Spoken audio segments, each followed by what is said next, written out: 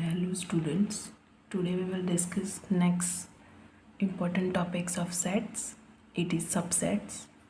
A set is said to be a subset of a set B if every element of A is also an element of B. Means important part is every element of A is also an element of B, which means if A has some elements and B has also same elements, and you can write it A subset B. If any element of A belongs to A implies that it is also an belongs to the B, means A belongs to B, and you can call it A subset B. If we can take any example, then if A have element 1 and 2 and B have 1 comma 2 comma 3, it shows that 1 belongs to B and 1 belongs to A also, means and 2 belongs to A and 2 belongs to B also. It means 1 and 2 both elements belongs to B, which means you can write it A subset B. Next important point is if A is not a subset of B, then A does not subset of B. If you can take any example, A equals to 1 comma 2 and B equals to it's 2 comma 4. 2 belongs to A, 2 belongs to B also, but 1 belongs to A, 1 does not belongs to B. That's why A does not subset of B. Next important point is every set A is a subset of itself, which means any set it has subset of itself only, means A subset A.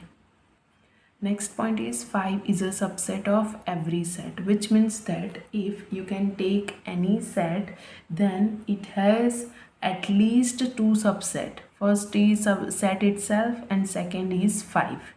Minimum 2 subset. Example, the set Q. We know that set of Q is a set of rational numbers, is a subset of the R. Why? Because all the rational numbers are belongs to the R. R is a set of real numbers. That's why you can write Q subset of R. Next we are taking example number 9 and we have to check that consider the sets 5 A equals to 1 comma 3, B equals to 1 comma 5 comma 9 and C elements are 1, 3, 5, 7, 9. First of all we have to check for 5 blank B, means we have to check that if 5 is subset of B or not. In the last point we already discussed this most important point, 5 is a subset of every set. That's why 5 subset B is possible, because 5 is a subset of every set. Second, we have to check A subset of B or not. A have elements 1 and 3. 1 belongs to A, 1 belongs to B also, but 3 belongs to A, but 3 does not belongs to B. That's why A does not subset of B, because 3 belongs to A but 3 does not belongs to B. Next, third, we have to check A is subset of B, C or not. Again we have to check A have element 1 and 3 and C also elements 1 and 3. So that's why A subset C, because 1 and 3 belongs to A and also 1 and 3 belongs to C. That's why A subset C. Next we have to check for B subset C or not. B have elements 1, 5, 9 and C also have elements 1, 5, 9. That's why B subset C is possible, because each element of B contains C. Okay. Example number 10. Let A equals to A, E, I, O, U and B equals to A, B, C, D. First of all, we have to check, is A subset of B? In this solution, A belongs to A, but any other elements are not belongs to B. That's why A is not subset of B. A is not subset of B because E is belongs to A, but E does not belongs to B. Second question is B is subset of A? Now we have to check. B have elements A, B, C and D. B belongs to set B, but B does not belongs to set A. That's why B is not subset of A. B is not subset of A because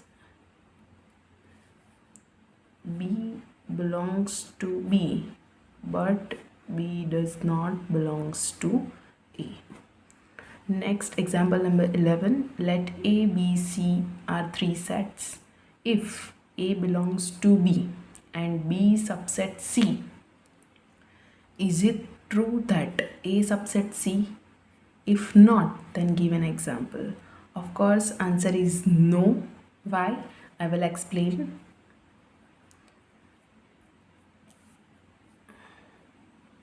First of all, we are taking one example. A equals to 1. According to conditions, A must be belongs to B. That's why we are taking B equals to 1, 2 and C equals to 1, 2 and 3. Here we have A belongs to B. Condition satisfied. A belongs to B. As A equals to 1 and B is also subset of C. You can see all the elements of B are the elements of C. That's why you can write B subset of C. But A does not subset of C because as 1 belongs to A, but 1 does not belongs to C. Why? Because an element of a set can never be a subset itself, a subset of itself.